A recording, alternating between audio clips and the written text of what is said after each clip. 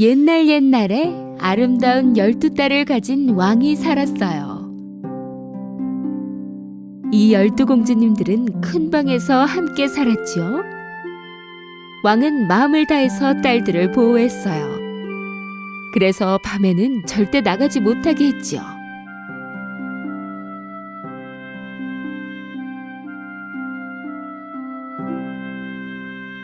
하지만 매일 아침 이상한 일이 일어났어요. 마치 밤새 춤을 춘 것처럼 공주들의 신발이 모두 낡아 있는 게 아니겠어요? 왕은 딸들에게 매일같이 새 신발을 사주어야 했지요. 하지만 다음 날이 되면 어김없이 낡아 있었어요. 왕과 신하들 모두 신발에 감춰진 미스테리를 풀 방법이 없었답니다. 이게 어찌된 일이냐? 도대체 하루 만에 신발이 어떻게 낡아버릴 수 있냔 말이야? 전하, 저희도 알 길이 없나이다. 왕이 말했어요. 누구든 이 미스터리를 해결하는 자가 있다면 그가 원하는 딸과 결혼을 시키고 내가 죽거든 양자로 삼아 왕위를 이어받게 할 것이다. 하지만 단 3일 안에 해결해야 한다. 그렇지 않으면 감옥에서 썩게 될 것이야. 왕국의 많은 젊은이들과 심지어 다른 왕국의 왕자들까지도 이를 위해 성으로 오게 되었어요. 며칠 동안 그들은 12공주들의 방문 앞을 지켰지만 시간이 흘러도 그 미스테리를 푸는 사람은 없었어요. 그리고 신발은 계속해서 밤마다 낡아버렸죠. 마침내 마음씨 좋은 한 청년도 시도해보고 싶었어요. 그래서 그는 성으로 향했죠. 가는 길에 그는 매우 가난해 보이는 늙은 여인을 만났어요. 저기 청년, 내가 너무 배고픈데 빵 한 조각만 줄래요? 그 청년은 가방에서 가진 음식을 모조리 꺼내어 노인에게 주었지요. 다른 청년들은 아무것도 주지 않고 지나가 버렸기 때문에 노인은 무척 행복해했어요. 그 노인은 이 청년이 뭔가 다르다고 생각했죠. 그녀는 고마워하며 마법의 망토를 주었어요. 모습을 감추고 싶을 때 이 마법의 망토를 입으세요. 밤 12시에 이 망토를 입고 공주들의 방으로 들어가도록 해요. 그래야 그 신발의 미스테리를 풀 수 있을 테니. 하지만 명심해요. 그 못된 공주들이 주는 것은 마시지 말아요. 그 청년은 마법의 망토를 가지고 성으로 갔어요. 성에 도착한 그는 자신이 신발에 감춰진 미스테리를 풀 수 있다고 말했죠. 첫째 날, 그가 공주들의 방문 앞을 지키고 있을 때 첫째 공주는 레모네이드 한 잔을 가지고 나왔어요. 목이 마르실 테지요? 레모네이드 좀 준비했어요. 드셔보세요. 그 청년은 노파의 경고를 깜빡하고 그것을 마시고 말았어요. 그러자 곧 그는 잠들었어요. 그는 공주들이 준비한 방에서 밤새도록 코를 골며 잠을 잤답니다.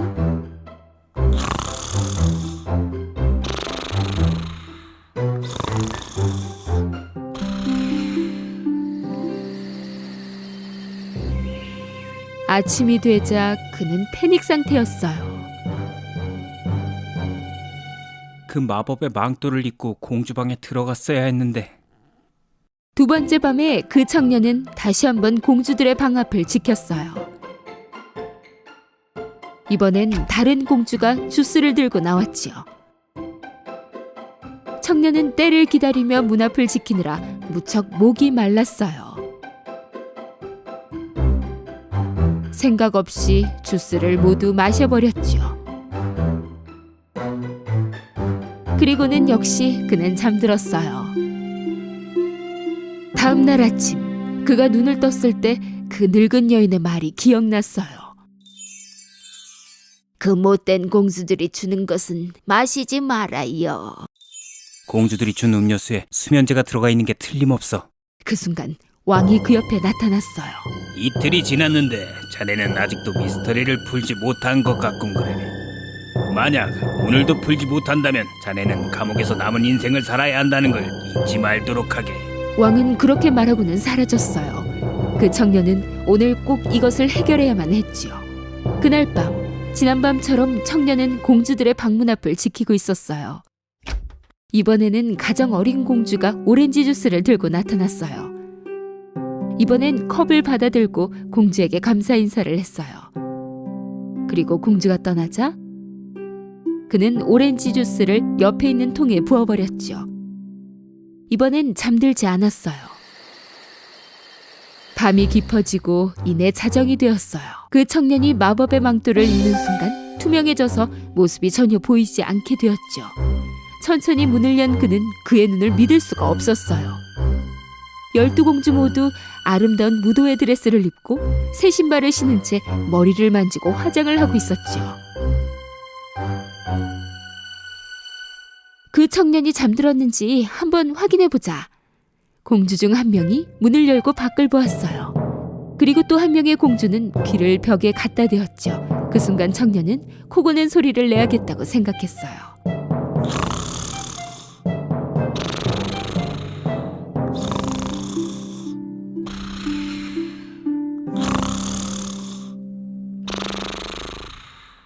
첫째 공주가 침대를 옆으로 밀었어요. 그리고는 3번 박수를 쳤지요. 침대가 있던 자리에 비밀 통로가 열렸어요. 청년은 믿을 수가 없었죠. 공주들은 한 명씩 모두 안으로 들어갔어요. 물론 그 청년도 따라갔죠. 그 비밀 통로는 아래로 향하는 수백 개의 계단으로 이루어져 있었어요. 그들이 계단을 내려갔을 때 갑자기 청년이 한 공주의 드레스를 밟고 말았어요. 어머, 누가 내 드레스를 밟았어. 글쎄, 너겠지. 그들은 계단 끝에서 숲으로 들어갔어요. 그들은 아름다운 은색가지의 키 큰 나무들을 지나갔어요. 청년은 가지를 치며 공주들을 따라갔죠. 강에 다다르자 그들은 잠시 멈췄어요. 강에는 백조 모양의 12척의 배가 있었고 12왕자들이 공주들을 기다리고 있었어요. 그들은 모두 배에 탔어요. 그리고 청년도 마지막 배에 올라탔죠. 배가 평소보다 무거워진 것 같은데? 다른 사람이 있는 것 같아. 이상해. 아, 제발 그만 꿈꾸세요. 그들은 강을 건너 빛나는 큰 성으로 향했어요. 성 안에서는 음악 소리가 흘러나오고 있었어요. 그는 창문을 통해 안에서 춤추고 있는 많은 사람들을 보았어요. 성 안으로 들어서자마자 공주들은 춤을 추기 시작했어요. 그들은 지친 기색 없이 계속해서 춤을 췄어요. 물론 그들의 신발은 낡고 있었죠. 청년은 더 이상 배고픔을 참을 수가 없었어요. 그래서 테이블 위에서 케이크 한 조각을 가져와 먹기 시작했죠. 막내 공주가 이것을 보고야 말았어요. 내 케이크에 공중에 떠 있어. 투명 인간이 먹고 있는 것 같아. 말도 안 되는 소리 좀 하지 마. 그 청년은 아무도 모르게 테이블에서 금색의 컵을 가져갔어요. 공주들은 아침까지 춤을 추었죠. 공주들은 배를 타고 강을 건넜어요. 숲을 지나 아주 길게 이어진 계단을 올랐지요. 마침내 그들은 성으로 다시 돌아왔어요. 하지만 그들의 신발은 다시 모조리 낡아 있었죠. 청년은 신발이 낡아지는 그 미스테리를 풀고는 무척 행복했어요.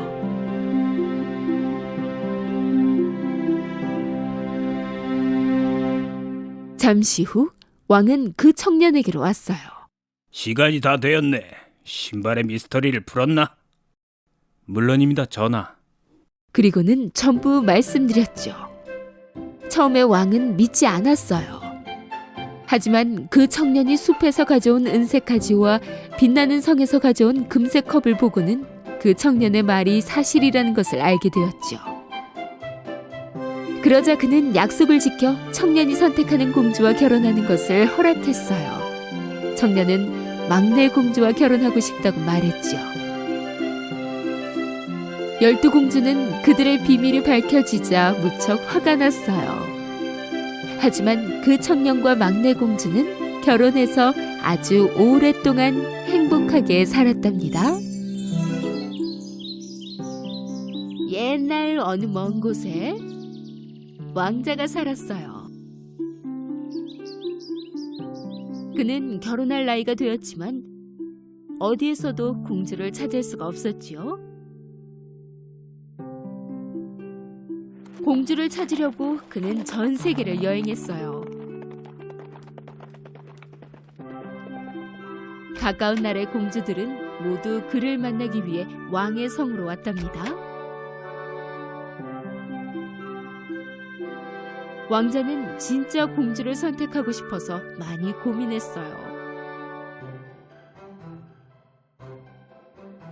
그의 아버지인 왕도 그의 아들이 진짜 공주와 결혼했으면 싶었지요. 수년이 흐른 뒤 그는 공주에 대한 희망을 잃어버렸어요. 왕자는 계속 슬프고 절망스러워하며 살았고 왕과 왕비 역시 이런 아들의 상황에 슬퍼할 수밖에 없었어요. 슬픈 생각에 잠긴 어느 날 밤 폭풍이 불어닥쳤어요. 비가 쏟아붓고 번개가 치고 천둥 소리가 온 성에 메아리 쳤지요.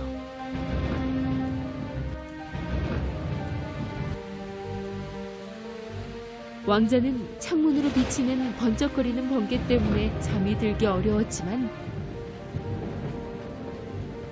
한편으로는 미래의 공주에 대한 생각을 떨칠 수 있었어요.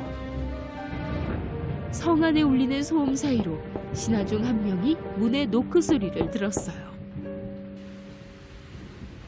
그녀가 문을 열자 비에 흠뻑 젖은 한 젊은 아가씨가 몸을 떨면서 서 있지 뭐예요?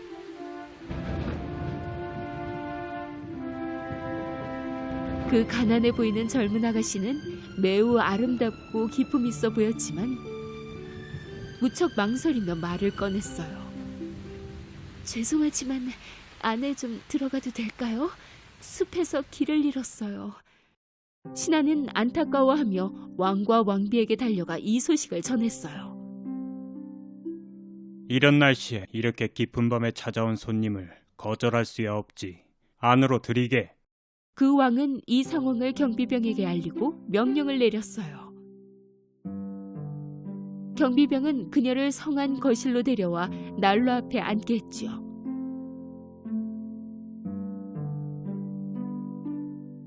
비에 젖은 소녀의 옷을 보고는 여왕이 신하에게 아가씨에게 입힐 만한 옷을 가져오라고 명령했어요.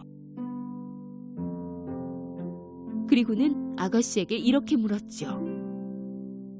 이렇게 늦은 밤에, 그것도 이 날씨에 뭘 찾고 있었나요? 저는 먼 나라의 공주입니다. 저희 성은 적군에게 공격당했는데 저를 보호하려고 어머님과 아버님이 군인들과 함께 저를 몰래 멀리 보내셨어요. 하지만 군인들을 잃어버리고 저만 혼자 이 성을 발견했답니다. 왕비님께 감사드려요. 그 여왕은 믿기 어려웠지만 그녀를 성에서 내보낼 수도 없었어요.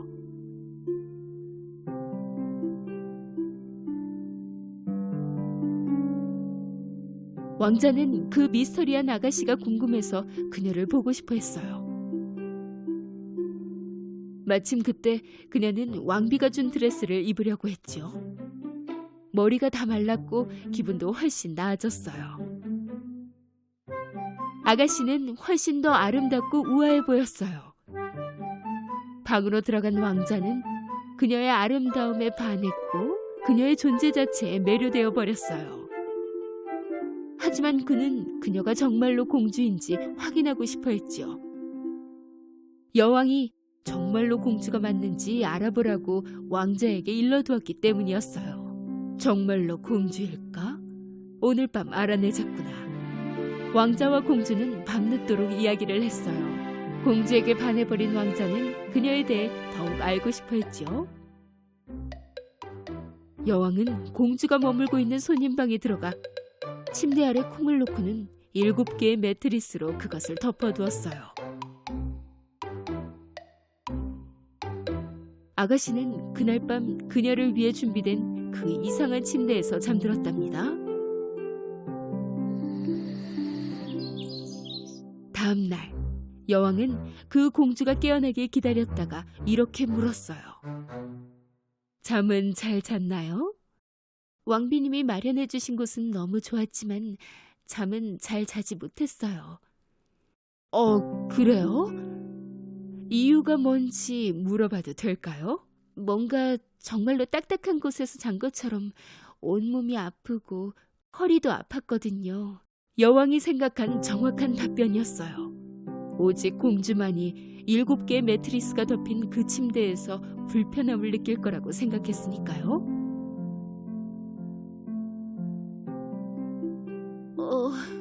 그녀는 왕자에게 가서 일어난 모든 일을 이야기했고 이것을 들은 왕자는 마침내 진짜 공주를 발견했음을 깨닫고 행복함을 감출 수가 없었어요. 그는 왕에게 공주와 결혼하고 싶다고 말했고 왕은 공주와 결혼하는 것을 허락했어요.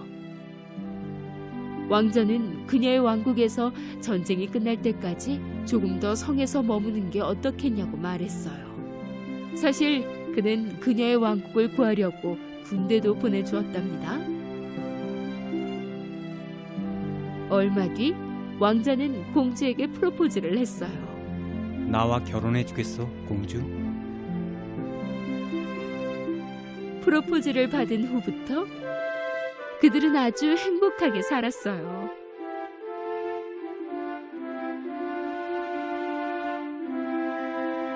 그날 밤 공주는 유리상자에 그 콩을 넣고 성의 가장 좋은 곳에 전시해 두었어요. 수년 동안 진실한 사랑을 믿는 많은 사람들이 구경을 왔지요. 그 왕자와 공주 이야기는 아주 오랫동안 전해져 내려왔답니다.